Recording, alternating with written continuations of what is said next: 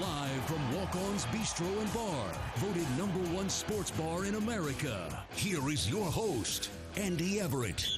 And good evening, everyone, and welcome to the Frank Wilson Radio Show. We're headed already into week 5, if you can believe, and the Roadrunners get their first win of the year against Texas State on Saturday and looking for another one against UTEP on this coming Saturday. Coach, welcome to the show. How are you doing tonight? Doing well. Always better after a win, isn't it? That week's the best week until the next win, right? Yeah, Sundays are good. You're able to wake up on a Sunday and feel good about the performance on Saturday. Leads to a great week. How's practice been this week? How the guys responded after everything on the weekend and getting into this week's practice? Yeah, I think the guys are really excited about this opportunity to be at home yet again in front of a crowd that's been fantastic. A student section that's been unparalleled in a whole Alamo Dome setting that is ideal for big-time college football. We enjoy going into our home in our venue and having the support that we have. I think our team has tasted victory and want more. Well, we were talking about this at the end of the broadcast the other night. This is the perfect scenario. You won a game. You come off, you get your first win, and then you still have a whole bunch that you can work on and teach and show them the truth on Sunday. Right, because we still haven't played our best football yet. It's still ahead of us, and so although we did some good things and were able to get our first win, still so much more there before us to improve on in offense and defense and special teams, which is a good thing. You mentioned this. The first thing you said to me on the postgame show the other night is winning is hard. Yeah. It is. People don't realize. I mean, you look at all the teams that win all the time, the Alabamas or the individual guys like Tiger winning this weekend or something like that, and we just take it for granted that they do it. But even it's hard for those guys, too. It is, and you listen to that head coach in Tuscaloosa, and he talks about those things, even where he's begging the media to write something negative about his ball club because it's winning breeds complacency, the reality of it. And so guys become content or think they have arrived when in reality, all they've done was take a step in the right direction. For us, we've taken a step in the right direction, but so much work to do for improvement of our football team. You wanted to get off to a good start, and there's no better start than to have your defense score on the first series of the game. Right. It was one of the things when we talked about keys to victory, to have a fast start. And so for our team to go out offensively and defensively on the first series, for our defense to not only create a turnover, but create a turnover for a touchdown, and then for the first series for the offense to march down the field and score yet again and put 14 points on the board. We had not done that in that time frame this year. So starting it fast is something we were able to accomplish, and I think was a big reason why we were able to have success. All right, you like the way the defense played. They get that first turnover, and you get Dantzler in the end zone, that scoop and score. He's made some big plays already this year. That one just one of many. He did, and part of it was because of the pressure by the guys up front.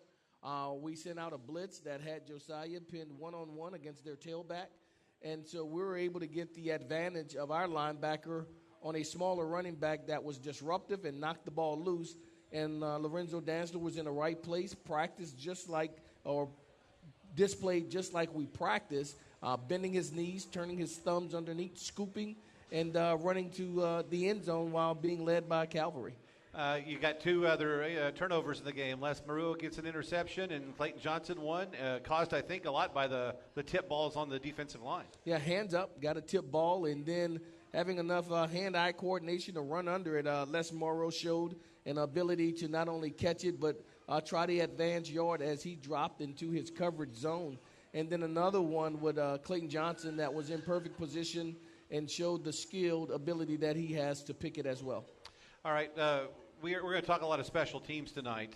Yeah. And the guys out here, Les and Baylen, are going to be on a little while, and we'll talk special teams as well as defense with them. The onside kick, that was a little unique twist to it, and it worked perfectly. It did. We were able to, in a pregame conversation, we talk about the keys to victory. And we said to our team, we're going to be aggressive. We're going to win, going after victory. We're going to try to win this game. And so it'll require us to be aggressive in all three phases at times. But with being aggressive, there's risk. And there's a risk when we go for this. But believe this, that we can get it. And if we call it, it's because the things that we've practiced, the things that we've watched on film shows that it's available. And we saw a look that was available, and it was orchestrated exactly like you would want it to be. And although you point out Dadrian Taylor for catching it, the kick itself was fantastic by our kicker and the coverage units to knock defenders or their return team off from the ball to allow him to receive it was fantastic, just the way you draw it up. How many times do you work on that in practice before you actually put it into play? Several times. You know, you have an arsenal of things that you practice, and you just wait for the opportunity to get it. That particular call is called chip, and we had practiced it all week, and as well as the walkthrough on Friday, and was hoping for the opportunity to go after it. A couple of years ago, you had a punt returner in Jabrice Taylor who didn't return a kick for a touchdown, but he probably saved you about 5,000 yards that year in making catches. Greg Campbell's doing that for you this year, isn't he? He is so much, so valuable for the hit and yardage aspect, where you may look at it and not see yards advance, but you would surely notice if he doesn't feel it and it rolls all the way back into our minus field position area, and now we have to mount a drive that's now plus 20 more yards or negative 20 more yards because of the roll of the ball. So the ability to see it off the punter's foot, position yourself, and to get that ball to allow us to have great field position is what he's doing for us. Yeah, and he's also become a big-time pass catcher for you. And anytime you need a really big play, you're calling on him, and Cordell's finding him, and he's getting those necessary yards, making sure he gets past the down marker. Been very consistent, has a heightened awareness of down and distance and sticks, and positioning himself not only with the catch, but the yards after the catch to advance for first downs for us. All right, it's the Frank Wilson Radio Show. It's presented by Methodist Healthcare, your number one provider for UTSA athletics and San Antonio's most preferred health system for all your healthcare needs. Go Roadrunners. We'll have more on UTEP coming up in the next couple of segments. We'll visit with Les Maruo and Baylen Baker and get their thoughts on the 2018 season and ahead to UTEP coming up this weekend. It's the Frank Wilson Radio Show. Bud Light, official sponsor of UTSA Athletics, reminds you to enjoy responsibly. Back with more in a moment from Learfield. We are back out here at Walk-Ons, the number one sports bar in America. Come on out here before, during, or after all the games and enjoy the number one sports bar in America. Some fantastic food out here at Walk-Ons. UTSA and UTEP on Saturday. Our coverage begins at 4. Ticket $7.60, the iHeart app, and go UTSA.com. Joining us on the program right now is Les Maruo. He is one of UTSA's starting linebackers. Welcome to the show. How are you doing tonight? Good. How are you doing? Tell us a little bit about your journey to UTSA. I know you were a little bit banged up the first couple of years you were here, but you learned from some of the guys in front of you and having a chance to perform this year. Yes, sir. I had a lot of injuries and a lot of surgeries. The past 2 years, I had a thing called compartment syndrome. I had surgeries on both my calves, and they had to slice open both sides of my calves. And I actually had to get another surgery after my first one because I had internal bleeding on my left calf after the first surgery. So, it's been a long journey. Last season, I played with a torn meniscus the whole season, had surgery right after my junior season. So it's been a rough road for me. But this season, I feel healthy. I'm ready to go. And, I'm going to continue to make plays and help the team win. You got to really love football to go through all of that. Yes, sir. Football's really been my life. It really helped me stay out of trouble. Helped me with school and, everything. So, I always kept my faith, and I always knew that I'm going to come back and play again. What made you want to come to UTSA? I went to a junior college in Hutchinson, Kansas. I played with a player, Lakel Bass, and then he went to UTSA, and then he told me about the program, and I was actually recruited by a linebackers coach named Coach Nethery a few years ago, and then he recruited Lakel Bass too, and then, I took a visit here. I liked the city. I liked the Alamo Dome. And then me and Lakel always talked about playing together again and, have fun playing football again. And you got your first pick the other night. Talk about that. Yes, sir. I was driving for zone coverage, and then it was luckily tipped up by Kevin Strong, and then I saw the ball go up in the air, so I quickly ran to the ball, and then it felt like the ball was in the air for like 10 seconds. It was. Yeah, I quickly grabbed the ball and went down because I saw 3 big guys running to me trying to take my head off, so yeah. Frank, talk about Les and what he's meant to the defense this year for you guys. He's done a tremendous job for us. As he alluded to, came off 3 different procedures and just showed perseverance and wherewithal to weather the storm through those injuries, but always had a heart that pounded and with a desire to get onto the football field. And this year he was at his healthiest and able to go to the field and has been very productive for us. Outside of football, you look at a young man who here away from Kansas, but yet has already earned his bachelor's degree, working on a master's degree, and playing football at a very high level. So a lot for him and his family to be proud of for what he has accomplished, even already. He's part of your special teams, and I mentioned we were going to talk about that tonight. And you've always said before, if you can't play special teams, you can't play. He can play both, can't he? He can, and that's critical for us. And the people who play on our special teams, there's special units. There are ops. They're the guys who really impact the game, that start the game. When you talk about our attack team, the game cannot start unless the ball is kicked off. And so they're representatives of our football team, of our program, and they go down and set the tone for the game. Les is on that unit as well as several other units with his special team ability. That's a huge contribution for us. Let's talk about playing special teams and the mindset you have to have knowing you're also going to be part of that starting defense. Yes, sir. Last year, special team was a big part of me. I was in the rotation on defense, but I didn't really get that many reps on defense. So special teams was a really, really good opportunity for me to get on the field.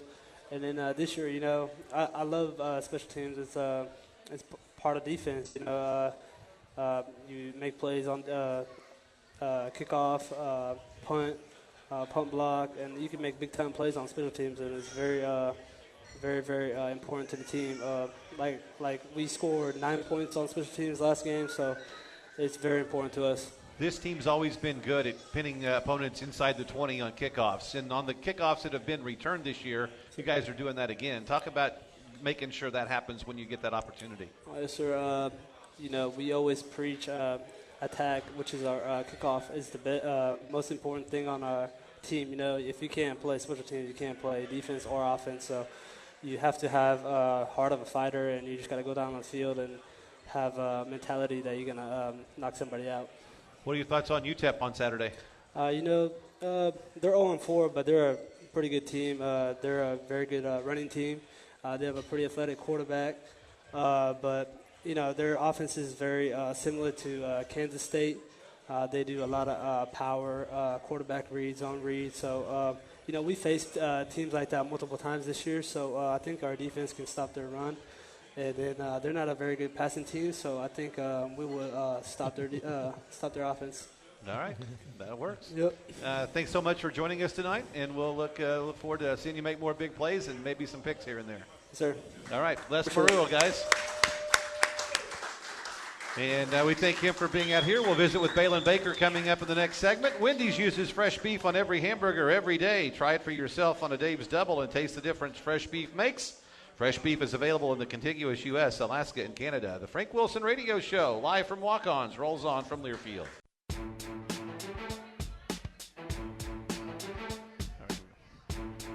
All right, we are back on the Frank Wilson Radio Show. Me and Enchanted Rock Vodka and Rebecca Creek Whiskey are proud sponsors of the Roadrunners Sports Network. Raise your glass to the UTSA Roadrunners. Always drink responsibly. UTSA and UTEP coming up on Saturday. We'll be on the air at 4 with the Credit Human pregame show and the kickoff just after 6 o'clock. Joining us right now is Baylen Baker, UTSA defensive tackle.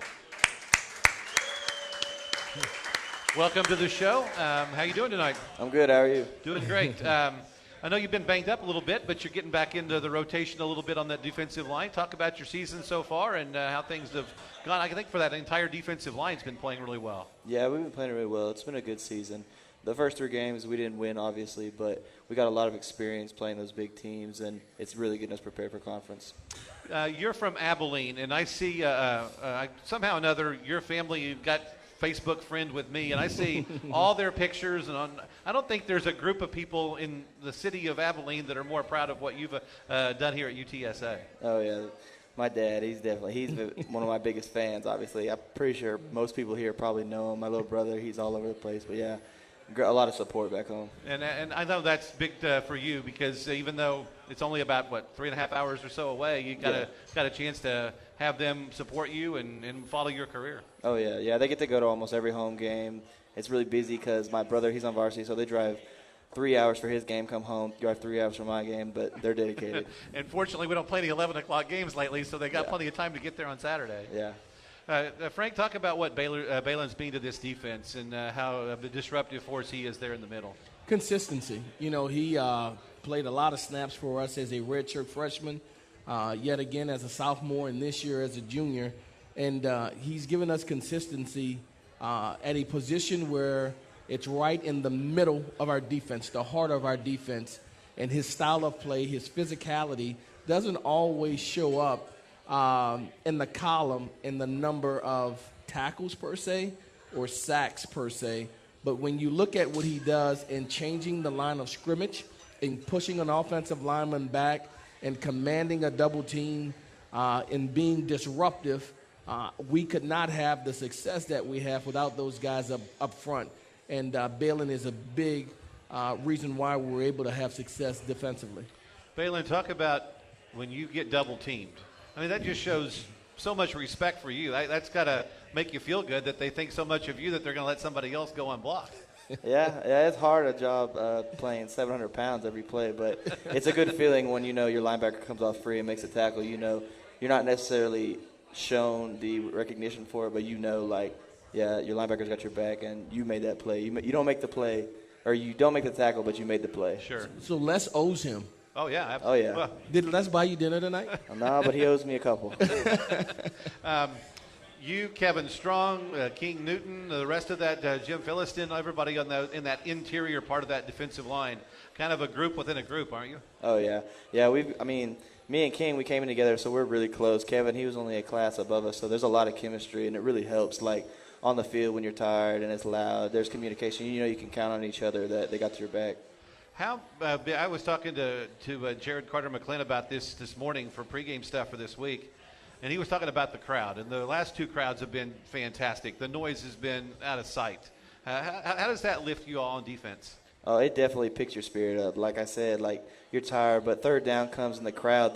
Everyone calls them the 12th man. They really are. They make a big difference because you'll see it'll get the offensive line. They won't get their communication, and it just gives you the motivation to finish the drive. All right, we were talking special teams earlier in the show, and Frank Baylen's got a pretty important position on that special teams on your punt coverage, making sure that Yanni's protected, right? Well, not only that, he serves on our field goal team, our extra point team, as well as a shield on our punt team. So, and he served in that capacity for the last 3 years and haven't looked for a reason to come off, just an addition to what he does defensively. He's the last line of defense when it comes to protecting our punter. He's on the edge of the field goal team, of the PAT team, right at the block spot where people usually send it from the field. It has to go over Baylen, and he's a guy that we trust to do a duty that's unsung in every sense, but very critical for the success of our special team units. Talk about making that change. You're playing defense, and now you got to go to special teams, and what you have to kind of put in your mind to make sure that you do those things correctly. Yeah, well, the way I see punt is, it's really an extension of the defense because people don't realize, but if you get a good protection, a good coverage, and your punter, he gets it all the way down the field, you can really pin the opposing team's offense back, and that really makes a difference for your defense. And then the edge guy on the extra point and field goal, what are you doing there? That's just a job you got to do. You got to make sure no one gets to your kicker so you can get that extra point. Don't let anybody pass you, right? Yes, sir. That's pretty good because I don't know how many defensive linemen play in that situation, but I would think it's fewer than normal. Yeah, I think he may in the past. We'll have Jared Macklin. Yeah. Played and plays at times on it. Outside of Baylen, Gavin. Defensive line. Eric Banks was on it at one point. Yeah, right now, would you be the only one for defense? Yes, sir. Yeah, he's the only one. Yeah, that's pretty cool. And like you said, if you don't have the mindset to play special teams, then you can't play, right? Yeah, and what it does, it shows your ability to be multidimensional.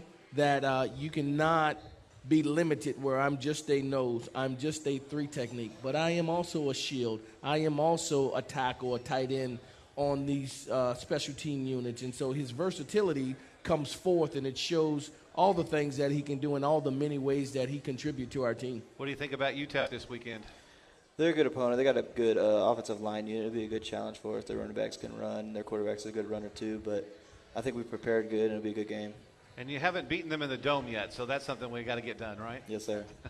All right, Baylen, thanks so much for being out here, and continued success. Thank you. Baylen Baker, everyone. Whether you're moving, remodeling, or just cleaning out some space at home, Life Storage helps make it easy. Call 844-LIFE-STORE or go online to lifestorage.com. Life Storage, it's your life. Store it with care. More of the Frank Wilson Radio Show as we roll on from walk-ons from Learfield.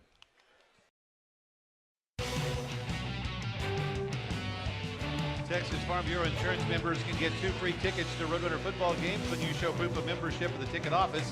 Visit TexasFarmBureau.org/sports to learn more. The Frank Wilson Radio Show, presented by Methodist Healthcare, rolls on from walk-ons. Andy Everett along with Frank Wilson. We're also joined in this segment by one of UTSA's team doctors. That would be Dr. Timothy Palomero. Welcome to the show. Thank you. One of the reasons we want to have you on, for those of you that have been to the games this year, you have noticed that there is now a Methodist Healthcare medical tent on the sidelines. And Methodist has been a big sponsor with UTSA since the outset. And we wanted to let you guys know a little bit about that. And this gives you guys an opportunity to treat players in a little bit more privacy than you've ever had to be before. Oh, yeah, it helps a lot. Privacy has become more and more of a major thing in our field to begin with. And to be on the sideline and give the player that courtesy really helps on the road, especially if you're at an Oklahoma State or a K-State where you're about 5 feet from the student section. It kind of keeps them off you. They were never mean to us or anything, but they were usually ripping into that player in a friendly way while we were trying to examine him. And you want to get guys in there so that they can be a little bit more relaxed, and if they need to take clothes off and everything to treat an injury, they can do so without having to go to the locker room. Absolutely. It's much easier to examine them. You can do a full exam. You don't have to go through all do we take this off? Do we walk all the way to the locker room? Especially with a lower leg injury, you don't want the guy walking if he doesn't need to. The other thing is if you need to disrobe at all, whether it's to put ice on or to check a hip injury or a low back injury, it's a lot more convenient. All right, Frank, talk about our medical staff and how important they are to what you guys do. They've been second to none, and really, especially this year, have really amped it up and gone above and beyond to accommodate our players to get first-class treatment. And that goes so far for you because what happens is when you have these injuries, the whole deal is to get them treated and to be able to get them back to the ability to play. And so when you're getting the proper care that you need from a treatment standpoint, these players feel good about themselves because they're getting valuable information that they may not know themselves. They're being diagnosed by the best doctors in the world, the very same ones that deal with the San Antonio Spurs, and they're very confident that they're getting the treatment that they deserve in a first-class manner. Yeah, Tim, I was going to bring that up. He brought up the Spurs, but you guys also treat Olympic athletes. You guys have been all over the world and the country. I know Dr. Schmidt's been places too. So your pedigree and credentials go beyond UTSA, and UTSA is getting some world-class health care. Yeah, and that's where we're fortunate. I mean, when you get to see everything in many different ways, you get to bring that experience back to everybody. We want UTSA to get better care than any other Division I school out there, to get as good as any NFL team. And we hope it shows with the athletes and with the coaches, with their confidence in us. And then it shows on the field. You know, if we can get them back out there, it's good for the team. Their parents feel better because they know we're not just doing stuff to last them for 4 or 5 years. We want them to be healthy, not only at UTSA but beyond. And the scrutiny in college athletics, with what's happened at Maryland, with what's happened at other schools, you got to be very cautious about what's going on. Even though we should have been years ago, that's more and more scrutinized now. So you, as doctors, are relaying to coaches, yeah, he can go back, or no, he can't. Yeah, the communication gets better every couple of years, and all the coaches, especially Coach Wilson here, is really involved in everything we do. Whether it's a minor ankle sprain or it's a heat illness issue like what happened with Maryland, they're kind of in step with what we're doing while we're doing it, and it improves communication all around. And these guys travel with us, Frank. You got those guys on the sideline every game and making sure that you guys are taken care of. They have to, because we defer. We forfeit and give all that medical examination, determination of when they can or can't to the doctors. There's not a coach, including myself, that ever makes those decisions, whether it's something as simple as a headache, a cold, or an injury, a laceration. That is not my field. I don't specialize in that. I defer, and we give it to the doctors, and they do the examinations and tell us, yes, he can, no, he can't, thumbs up or thumbs down. And so their role is such a critical one for us as the liaison between the player and the coach himself, to give us proper instructions to move forward in how we need to practice or even play a player based on the prescription given by the doctors. And you've always said it's the education and it's the football experience, but you want them to come out of this 4 or 5 years healthy as well. Certainly. Their health is most important. It's always about the health and welfare of the student athletes. And again, our doctors do a tremendous job in taking care of our student athletes in a first-class manner. What's the most fun thing about your job, Tim? Oh, God, are you kidding me? I threw you a hard question finally. I didn't get you softball. You name it. I get to, as I tell friends of mine and my families when we are watching sports or attending sporting events, because my families are very active with it, when they ask, does sports pay the bills? And I can say, you know what, it does. Mm-hmm. It does. Living the dream, for sure. Very good. Tim, thanks so much for being out here tonight. Thank you for the work with Methodist Healthcare. Him and Dr. Schmidt and Dr. Steffen are usually featured on our pregame show every other week. So we do that usually about the first 30, 40 minutes into the show. So we'll be talking to you more. We'll be happy to. Yes, sir. All right. Dr. Timothy Palomero from Methodist Healthcare. Kickapoo Lucky Eagle Casino Hotel invites you to come and play. Located in Eagle Pass, Texas. You're just a short drive away. Visit EaglePassTexas.com for more information. We'll talk about UTEP and a few other things coming up in our next segment as we roll on from Walk-Ons, the Frank Wilson Show from Learfield.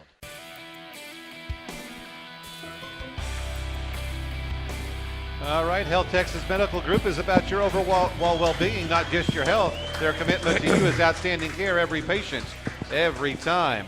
Frank Wilson Radio Show rolls on from Walk-Ons, the #1 sports bar in America. It's presented by Methodist Healthcare, the official hometown healthcare provider of UTSA Athletics. Well, let's talk about UTEP. And they're kind of a wounded animal right now. They haven't won in 2 years, so I know they're hungry to come in here and get a win. That's always hard to do, isn't it?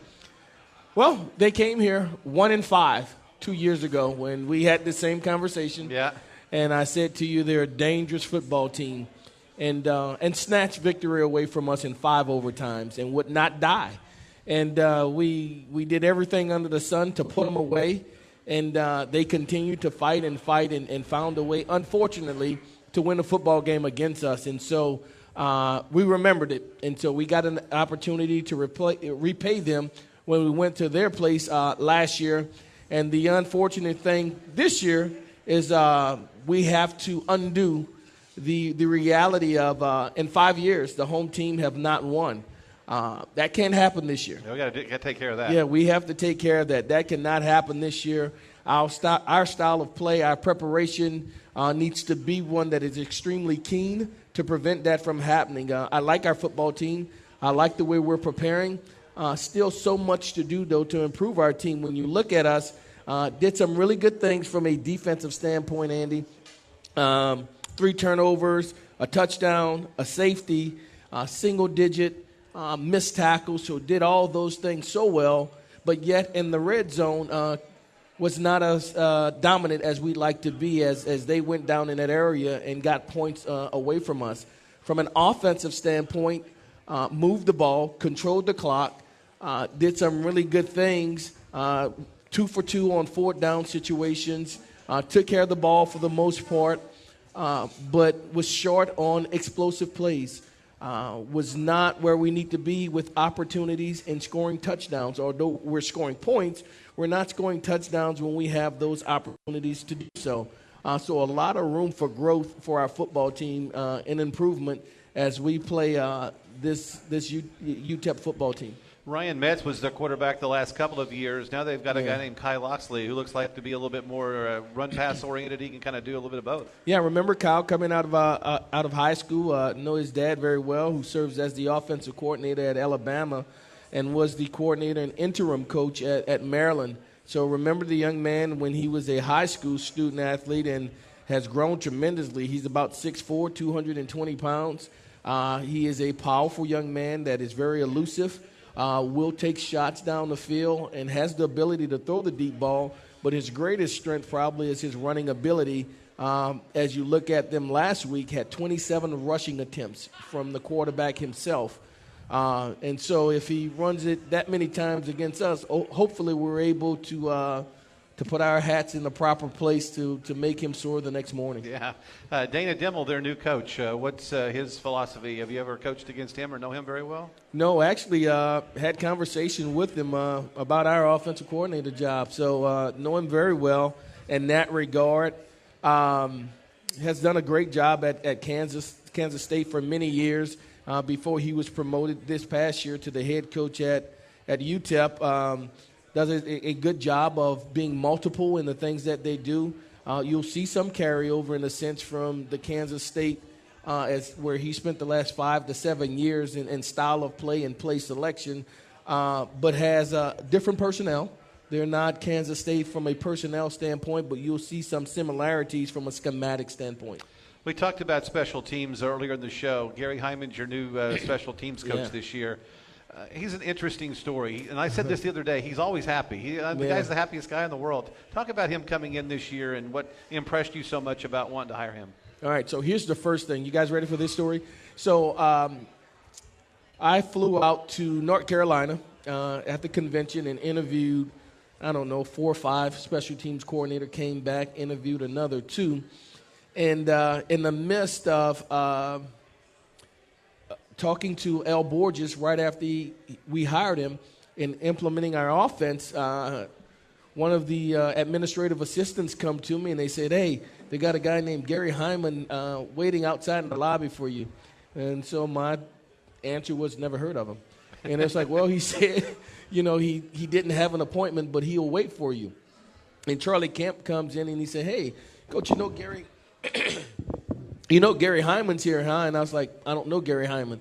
And he's the guy that was a coordinator at Kansas and at NAU, and he was an assistant coordinator at A&M. And so I remembered then him by name, but I didn't know Gary Hyman. And so he waited, in all honesty, about 6 hours because I wasn't about to break the meeting to go meet with somebody who came unannounced. Sure. So he waited 6 hours to interview with me. So after he waited 6 hours, I said to him, "Listen, it's been a long day, man. I know you may have to get on the road, but this will be best served if we can meet in the morning." So I'm testing him at this point. And he said, "Yes, sir, I can, I'll wait till in the morning.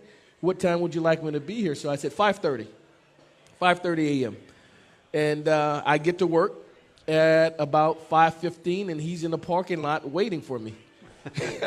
So I'm like, okay, this is a determined guy. And we went in and met for several hours and talked about philosophies and offensive schemes. And he is one of the more diligent, attention to detail, enthusiastic special teams coordinator in all of college football. He's been a great attribute to our football team. The things that he brings to us, not just from a schematic standpoint, but from a high energy, enthused, engaged with the players, is second to none. He's been great. It's been fun to watch the special teams this year for sure. Yes, he has. All right, we'll get one more segment of the Frank Wilson Show coming up. Wendy's uses fresh beef on every hamburger every day. Try it for yourself on a Dave's Double and taste the difference fresh beef makes. Fresh beef available in the contiguous U.S., Alaska, and Canada. The Frank Wilson Radio Show from Walk-Ons and from Learfield.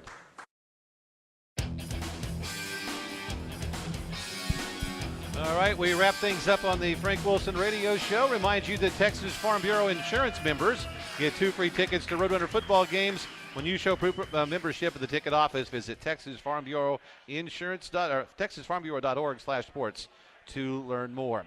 All right, got a big game coming up with UTEP on Saturday. The crowd's been great the first 2 games, and we need all the Roadrunner fans to wear orange and blue and yell loud on Saturday, don't we?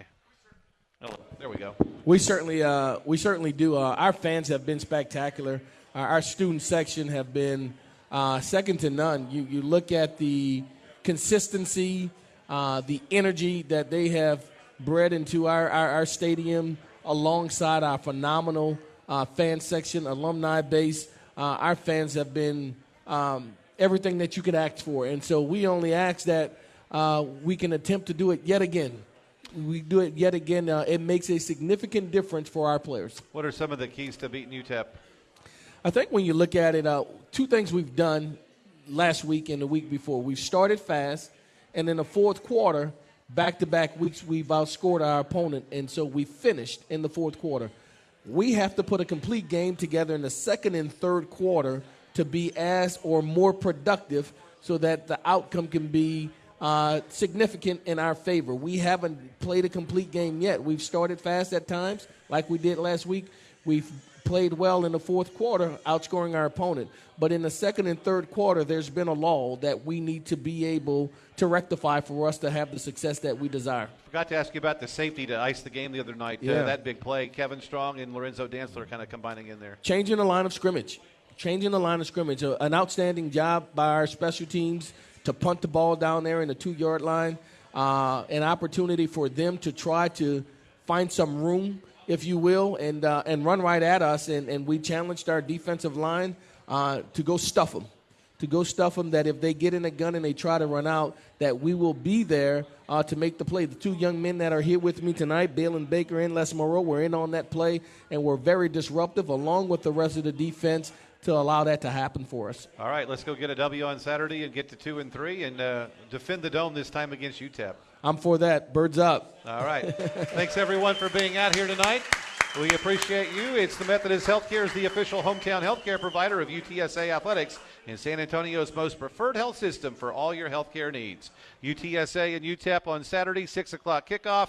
Jay Riley, Pat Evans, and I have the broadcast. We start at 4 with the Credit Human pregame show. Tickets available, 458 UTSA, online at goutsa.com. And we'll see you Saturday in the Alamo Dome. Have a terrific evening, everyone. It's the Frank Wilson Show from Learfield.